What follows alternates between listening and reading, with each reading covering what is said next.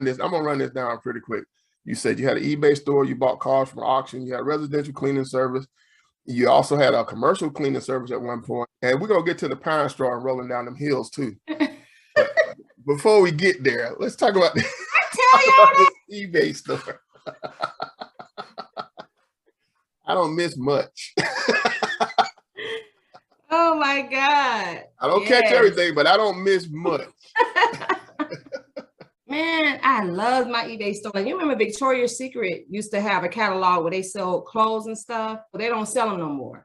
But I had a place where I got them real cheap, like a couple dollars, and I could sell them on my store for like, $40, $50 and up. So, and a lot of Victoria's Secret jackets. So I basically sold Victoria's Secret stuff.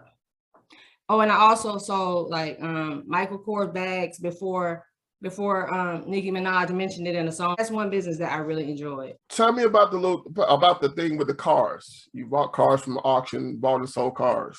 How that seemed like that must have been kind of interesting. It was very interesting, and it would have went far if my kid's father at the time, we were together, and it was something he did. So I stopped working to help him. So every single thing I researched everything. So I would research every car to go get. I gave him a little, they had the car MD back then. I don't know if they still have it. Checks the engine, the engine light and stuff. So I researched the car. I tell him to go get this car. Don't spend no more than this. This the most you can spend, this the least. And if it's over that, don't get the car. Every single car I sent him to get made money. Every car he got, we made no. He calling me, hey, call AAA. When he leave at the auction, he done broke down outside the auction. Call AAA, tell him to come pick me up. I'm like, I said, stop buying the cars on red light. So I think if that was something that I did by myself, I probably would still be in it. A lot of people see the glamorous side of the business, like the after effect, not everything you went through to get there. Like it's struggle, it's hard. A lot of people don't know, like you're in it by yourself. And you got to be your own cheerleader. When you're an entrepreneur, you have to be your own cheerleader, because they're not going to support you until they start seeing proof that it's working. Then that's when everybody, get on the bandwagon, so it's hard. And people, they don't see that part of it. They see the glamour, once you make it, and they think it's easy. No, it ain't easy. So, I may make it look like it's easy, but it ain't. Speaking of that, let's talk about your residential cleaning service. So I learned a lot with that cleaning service. Every business, it's been just learning lessons. So I don't call them failures, but it's been learning lessons. I learned how to do my online marketing, because I had hired a marketing company that just got my phone ringing off the hook. And I was like, you know what? I'm not going to leave this computer until I can get my phone ringing how they got my phone ringing. And so that's when I taught myself how to do Google AdWords.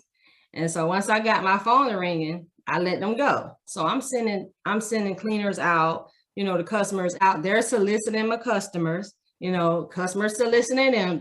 I'll go out, they don't know I'm the owner. Mona, do you do work on the side?